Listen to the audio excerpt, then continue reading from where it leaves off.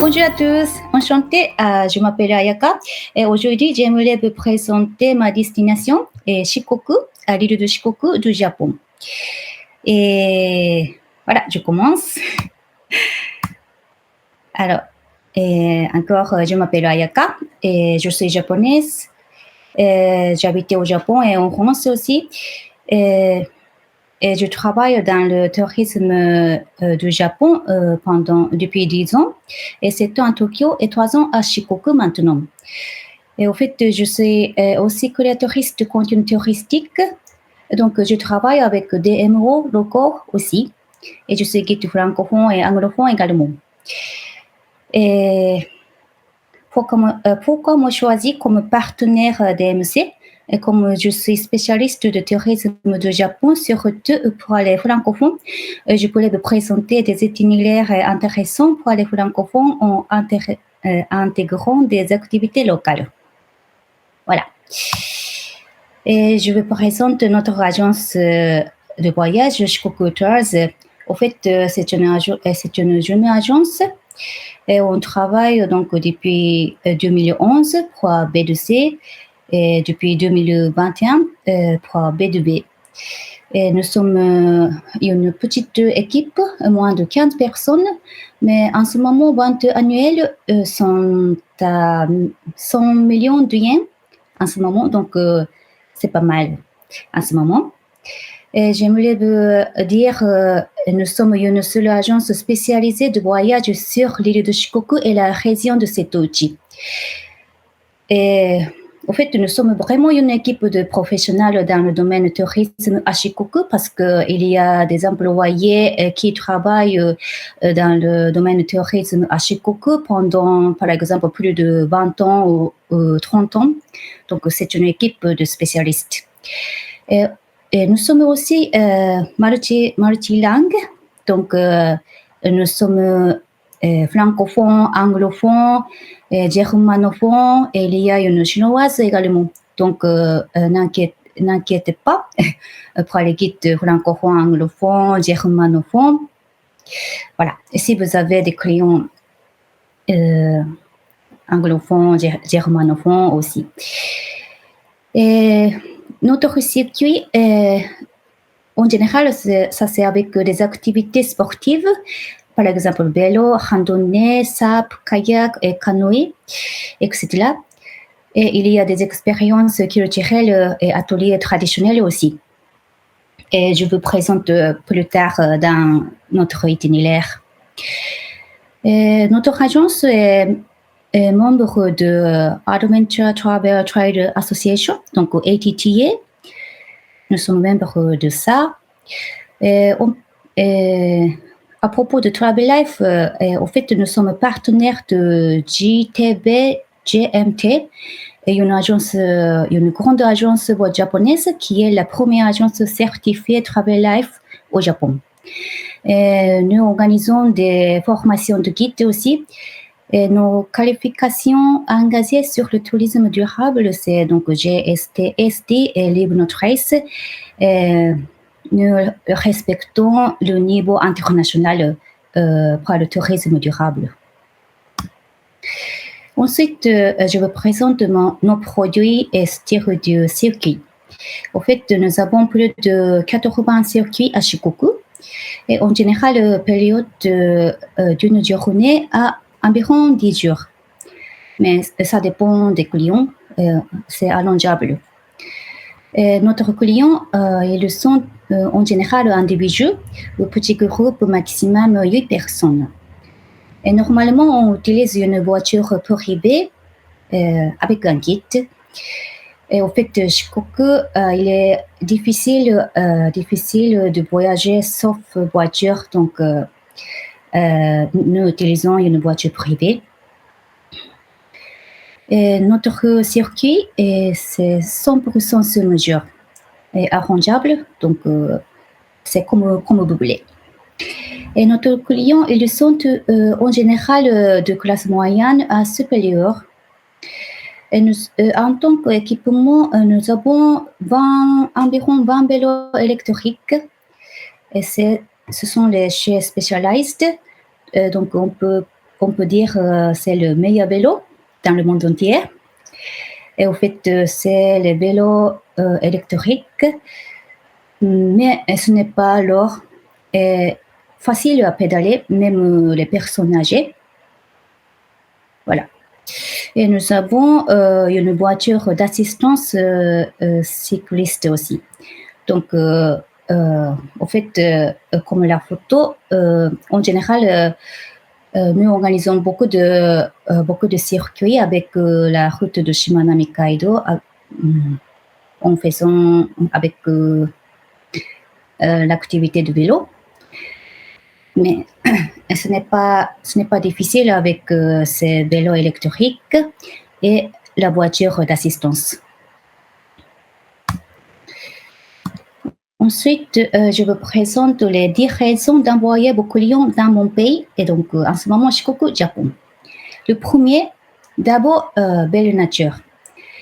Shikoku, c'est une île, et autour de Shikoku, il y a la mer intérieure Seto, et dans le Shikoku, il y a donc, la rivière et le fleuve, Shimanto, Niodo, turquoise, et montagnes et vallées, ils sont très beaux. Le deuxième, Old Mass Tourism. C'est, je pense, très important maintenant. Shikoku, c'est une île méconnue aux touristes étrangers. Le troisième, sources chaudes dans chaque 4 départements. Donc, pour l'hébergement, en général, vous pouvez trouver des sources thermales. Le quatrième, cuisine locale et de gibier dans chaque département. Vous pouvez trouver donc des spécialités locales, pas mal de spécialités locales, et variées et différentes dans chaque région. Le cinquième, culture unique. Si vous connaissez un peu le Shikoku, il y a le pèlerinage de 88 temples de Shikoku et sa culture aussi taille. C'est très unique et original. Le sixième, festival vivant. Si vous connaissez un peu, il y a 2 grands festivals à Shikoku, Awa Odori et Yosakoi. Et festivals locaux, ils sont aussi très vivants. En fait, Shikoku est la deuxième région de festival vivant au Japon. Le septième reste authenticité. Ça veut dire qu'à Shikoku, il y a beaucoup de beaux villages et paysages ruraux, et peu de gens et peu de touristes. Donc c'est très bien. Et le huitième, Bure, Ryokan et Minshuku, auberge japonaise traditionnelle. Elle reste beaucoup à Shikoku. Le neuvième, prix moins cher que la ville comme Tokyo, Kyoto. Je pense que c'est très, très intéressant. Alors, le dernier, nous pouvons donc offrir contact local à travers des activités culturelles et sportives. Voilà, ce sont les 10 raisons d'envoyer vos clients dans Shikoku, Japon.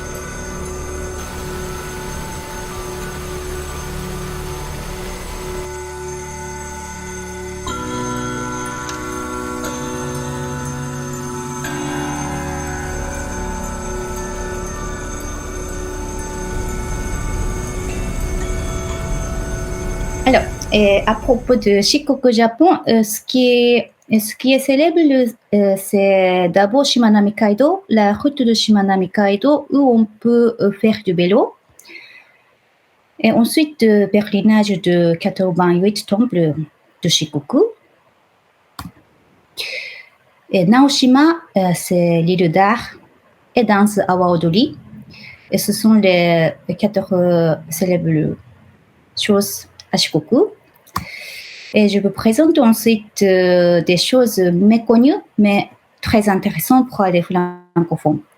D'abord, le mont Ishizuchi, c'est la plus haute montagne à l'ouest du Japon. Et au fait, c'est la mont sacré. Et au sommet, il y a le sanctuaire. Et au sommet, on peut faire du vélo aussi, comme la photo.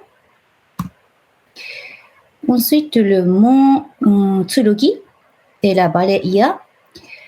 Le mont Tsurugi, c'est la deuxième montagne à l'ouest du Japon.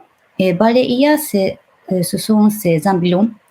Et au fait, à vallée Iya, cela devient populaire petit à petit pour les touristes étrangers. Et il y a le pont suspendu, comme ça. Et les locaux, ils sont très accueillants et on peut faire pas mal d'activités avec les locaux. Par exemple, cuisiner avec les locaux, balader avec les locaux. Il y a chez l'habitant aussi. Ensuite, la rivière Nyodo, la rivière la plus turquoise au Japon et sa culture. Et d'abord, déjà, le paysage est magnifique. Et on peut faire une promenade et on peut faire des activités comme SAP, kayak, canoë. Et on peut faire aussi fabrication de papier japonais à la main. Comme il y a la quantité d'or est très, très bien. Donc, la fabrication de papier, ils sont très populaires. Ensuite, le fleuve Shimanto. Au fait, c'est la même source que la rivière Nyodo. Et là aussi, on peut faire des activités sportives, SAP, kayak, canoë. Et on peut déguster le saké local, donc fabriqué avec l'or de Shimanto. Et il y a la spécialité locale, Bonito. Et je pense que c'est assez connu et très, très bon aussi. Ensuite, c'est comme Kyoto, mais à Shikoku, dans le quartier d'Ogo, au fait, il y avait environ 1000 geishas à l'époque Meiji. Et en ce moment aussi, on peut visiter et profiter de la danse traditionnelle. Et normalement, c'est vraiment pas cher. Et vraiment pas cher, mais très intéressant. Et on peut organiser en tant qu'une activité privée. Ensuite, je vous présente Ujiko. C'est le quartier des rues de maisons traditionnelles et des paysages ruraux et authentiques. À Shikoku, en fait, il y a pas mal de quartiers, des rues de maisons traditionnelles comme ça. Ils sont très beaux. Et l'autre quartier, Wakimachi. En fait, Uchiko, c'est à l'ouest de Shikoku. Wakimachi, cela se situe à l'est de Shikoku. Et comme les photos, vous pouvez essayer des ateliers des artisanats traditionnels, par exemple teinture d'indigo et fabrication de parapluies japonaises. Et où se loger? Et comme je vous ai dit, il y a, en fait, à Shikoku, il reste pas mal d'hébergements traditionnels. maison traditionnelle. Il y a on peut dormir chez l'habitant. Il y a un hôtel de classe, mais la type traditionnel. Mais il y a aussi hôtel de luxe et camping. Les hébergements, ils sont très variés et vraiment moins chers que Kyoto ou Tokyo. Ensuite, alors, je vous présente l'itinéraire pour le premier voyage à Shikoku. D'abord, le jour 1, arrivé à Matsuyama Dogo, arrivé à l'aéroport de Matsuyama d'Ehime, accueilli par guide francophone ou anglophone. Au fait, il y a le vol depuis Tokyo, Osaka, Fukuoka et jusqu'à Matsuyama. Et si vous êtes à Hiroshima, vous pouvez utiliser par exemple le ferry ou vous pouvez déplacer en voiture jusqu'à Matsuyama. Visite recommandée. D'abord, le château Matsuyama, l'un des 11 châteaux qui restent depuis le Moyen-Âge, et le quartier d'Ongonsen, la plus ancienne ville de source thermale au Japon.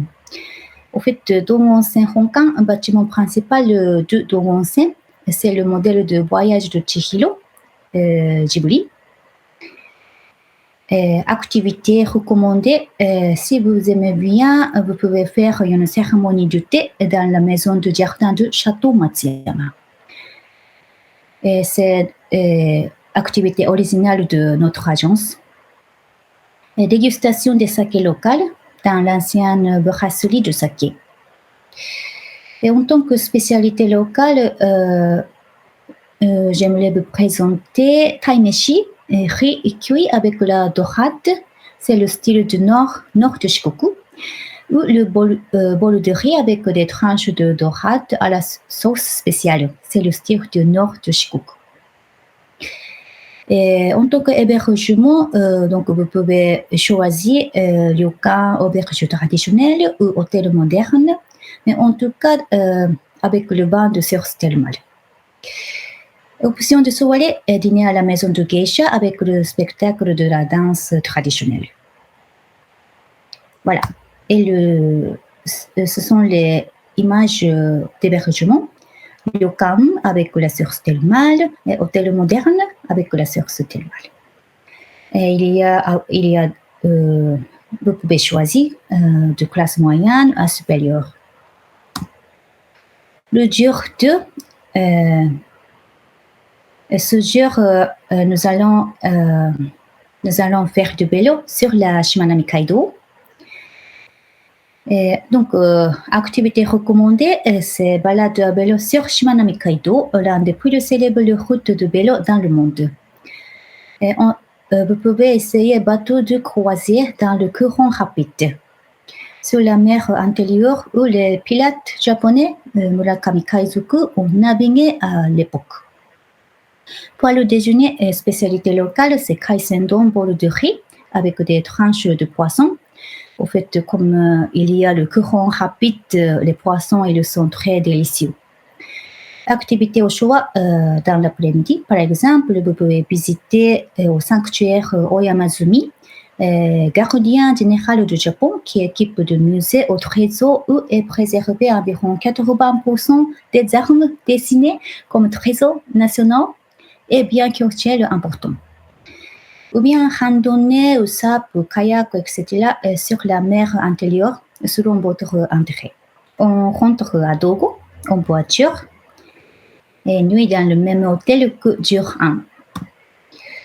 En tant qu'extension, j'aimerais vous recommander cette journée pèlerinage au temple à la montagne. Et il y a 2 beaux temples, le 84 et le 85e temple de pèlerinage de Shikoku. Il est possible de faire une randonnée de 2 km à 10 km selon votre intérêt.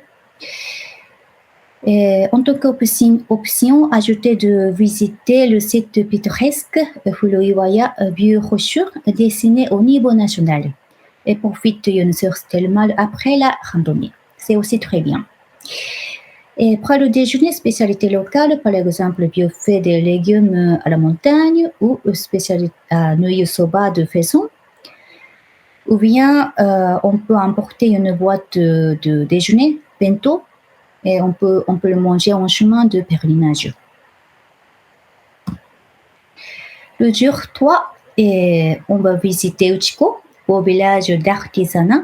Comme je vous ai présenté les photos, la visite recommandée, c'est le quartier historique des anciennes maisons traditionnelles où est préservé de l'État. Il y a le villa d'un riche commerçant, un musée de commerce et de la vie, un magasin de cire japonaise depuis l'époque Edo, etc. Tout est intéressant. Et pour le déjeuner, nouilles soba ou bien la spécialité locale dans une maison préservée. Activité au choix dans l'après-midi, par exemple, vous pouvez faire l'atelier de fabrication de papier japonais washi à la main et une visite de l'usine. Et si vous aimez bien charbon, visitez au feu de charbon de bois qui a la forme de chrysanthème, c'est pour la cérémonie du thé. Ou bien teinture végétale, et vous pouvez essayer teinture avec des plantes saisonnières ou bouges de châtaignier. Hébergement, il y a auberge ryokan, minshuku ou hôtel, mais tout est le type traditionnel. Et en tant qu'extension, j'aimerais vous présenter Ozu. Et c'est vraiment proche de Chico. Et si vous aimez bien, par exemple, dans une journée, vous pouvez visiter Uchiko et Ozu dans l'après-midi. C'est aussi possible. Ozu, c'est une ville, c'est la ville gagnée le prix mondial dans le domaine du tourisme durable. En ce moment, Ozu, elle devient populaire. Visite recommandée, il y a le villa Galio-Sanso, inscrit au guide Michelin vers Japon, première étoile, et son quartier rétro en visitant des magasins. Voilà. Et il y a le château Ozu aussi. En tant qu'activité, vous pouvez faire par exemple le bateau de croisière sur le château d'Ozu. Et en été, vous pouvez voir la pêche au cormoran. Donc, c'est la ville vraiment traditionnelle. Hébergement, vous pouvez, par exemple, nuit à Hôtel Nipponia. Ce sont les photos de Hôtel Nipponia d'Ozu. Au fait, dans la ville d'Ozu, il y a 26 maisons et 31 chambres au choix de Hôtel Nipponia et de classe moyenne à supérieure. Et il y a un restaurant, c'est français, restaurant français, mais avec des nourritures locales. L'autre extension, Uwajima. Dans le sud d'Ozu, il y a une autre ville, Uwajima. Par exemple, là aussi, il y a le château Uwajima, l'un des 11 châteaux qui restent depuis Moyen-Âge. En fait, Ehime,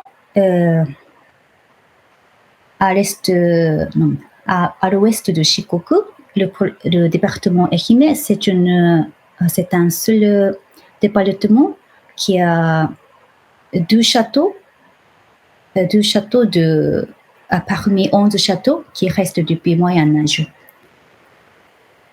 On peut visiter terrasse de Rizei Yusu, l'un des plus beaux 100 terrasses au Japon. Et vous pouvez essayer atelier de drapeau de pêche. Et pour le hébergement, vous pouvez dormir encore une fois à Nipponia, par exemple. Donc c'est une excursion d'Ozu. Ensuite, le jour 4, nous allons déplacer vers le sud et Kochi. Kochi, comme je vous ai présenté ces photos, par exemple, ce jour, on peut visiter Nikobuchi, vallée et gorge, et pont plongé, et rivière donc autour de la rivière Nyodo. Et si vous aimez bien faire des activités, sable, kayak, vélo au long de la rivière, c'est aussi possible. Pour le déjeuner, spécialité locale, plat de poisson de la rivière, gibier, sanglier, etc. Et la même source de Nyodo, et il y a le fleuve Shimanto. Là aussi, si vous aimez bien, vous pouvez faire des activités sur la rivière. Vous pouvez profiter du temps tranquille dans ce quartier, donc la rivière Nyodo et le fleuve Shimanto. Et le jour 5, Kochi. Et Kochi, c'est la ville dans le sud de Shikoku. Et là aussi, il y a le château. Et vous n'avez pas besoin de visiter tous les châteaux à Shikoku. Mais si vous aimez bien le château, c'est aussi intéressant de comparer les châteaux. Il y a le marché Hirome, où on peut manger des tranches de bonito. Bonito, c'est la spécialité de Kochi. Et il y a la plage Katsurahama en face de la mer Pacifique. Et jardin botanique Makino. Et si c'est dimanche, possible de visiter le marché local du matin. Et si vous aimez bien activités recommandées, vous pouvez faire une méditation et expérience spirituelle privée dans le temple de pèlerinage de Shikoku. C'est aussi une activité originale de notre agence. Nous avons créé avec les DMO locaux. Et le jour 6, nous allons vers l'ouest, Baleia. Et là-bas, on peut visiter, par exemple, Baleia. Et on peut faire croisière sur la rivière Yoshino. Et la rivière Yoshino, c'est au fait c'est la rivière, l'un des 3 rivières violentes au Japon. Donc, par exemple, rafting aussi, on peut faire, c'est très populaire. Et balade dans le village Ochiai, inscrit au patrimoine agricole mondial, un village sur une falaise qui dure depuis 1000 ans. Pour le déjeuner, vous pouvez faire l'expérience de fabrication de nouilles soba avec locaux et manger le menu de spécialité locale. Et c'est très réputé. Et pour l'hébergement, nous pouvons recommander ryokan avec une source chaude, dia, et minshuku chez l'habitant, et location de villa type traditionnel aussi. Il y a des choix. Si vous aimez bien ce quartier, là-bas c'était Iya. Et ensuite, vous pouvez visiter Iya Profond, Okuya. Là-bas, par exemple, vous pouvez vivre de temps tranquille dans la villa, et balade avec le owner de chez l'habitant, et activités agricoles, cuisine ensemble. Balade dans le village l'épouvantail Kakashi et visite au musée folklorique et rafting sur la rivière Yoshino. Et au fait, Iya et Okuya, les 2 quartiers deviennent vraiment très populaires. Donc, et je pense que les francophones aiment bien. le jour 7. Et Wakimachi, atelier de teinture indigo. Et là aussi, et donc, c'est un quartier des rues des maisons traditionnelles. Vous pouvez essayer atelier de teinture d'indigo, atelier de parapluie japonaise, par exemple. Et en tant que spécialité locale, par le déjeuner, vous pouvez manger par exemple le menu de poulet d'awa à la vapeur. Et j'ai essayé et c'était vraiment délicieux. Après, ça dépend de votre itinéraire. Pour l'hébergement, vous pouvez dormir par exemple à Takamatsu ou à Tokushima.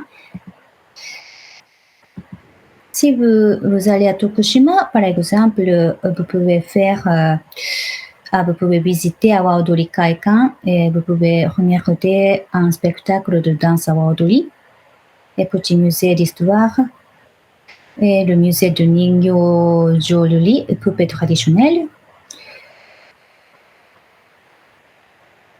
Et si vous aimez bien, vous pouvez essayer l'activité de bateau de croisière dans le courant rapide à Naruto. C'est le plus grand courant rapide au Japon. Et si vous allez à Tokushima, vous pouvez faire cette journée. Et si vous allez à Takamatsu, par exemple, vous pouvez faire ces visites recommandées. Vous pouvez visiter Jardin Ritsurin, inscrit au guide Michelin vert au Japon 3 étoiles. Et rue commerçante la plus longue au Japon. Et visite de village de Bonsai, si vous aimez bien. Et en tant que spécialité locale, vous pouvez déguster les nouilles udon. En fait, vous pouvez cuisiner aussi. Si vous pouvez rester encore une nuit, en tant qu'extension, vous pouvez par exemple visiter des îles d'art. Là-bas, il y a plusieurs îles d'art, par exemple Naoshima, Shodoshima, Teshima et Inujima, Megijima, Ogijima. Donc, selon votre intérêt, vous pouvez visiter des îles d'art. Et au fait, Shodoshima, c'est la plus grande île d'art. Et vous pouvez déplacer en vélo. Pour le déjeuner, en général, on mange les plats locaux dans un restaurant local ou dans le musée. Voilà, donc, ça dépend de votre itinéraire, votre intérêt. Environ, vous pouvez visiter Shikoku environ 8 jours ou 10 jours. Et itinéraire à 100% sur mesure. Et comme je vous ai présenté, normalement, on présente l'itinéraire général, mais si vous aimez bien, on peut arranger l'itinéraire avec beaucoup d'activités ou bien l'itinéraire avec beaucoup de pèlerinage ou visite d'art, par exemple. Et c'est personnalisé, donc et demandez-nous. Nos actions RSE en faveur de l'environnement et des communautés. Et en général, donc, nous choisissons le moyen de transport moins pollué autant que possible. On a le choix. Et nous choisissons le restaurant et l'hébergement qui privilégie la production locale et l'artisanat local traditionnel et qui appartient à des propriétaires locaux.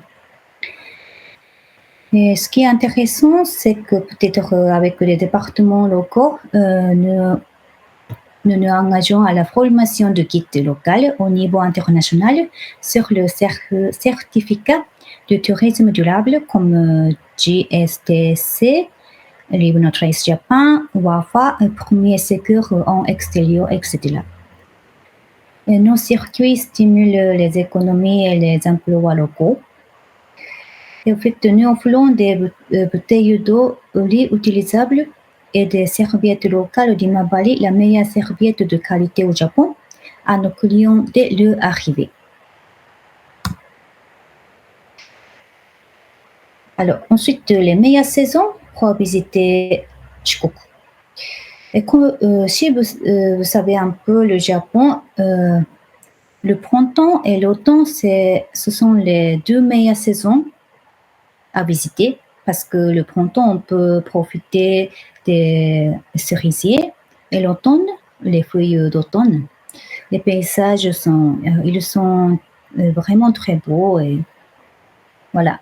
Les deux meilleures saisons, sont toutes le printemps et l'automne. Mais l'été et l'hiver, pourquoi pas?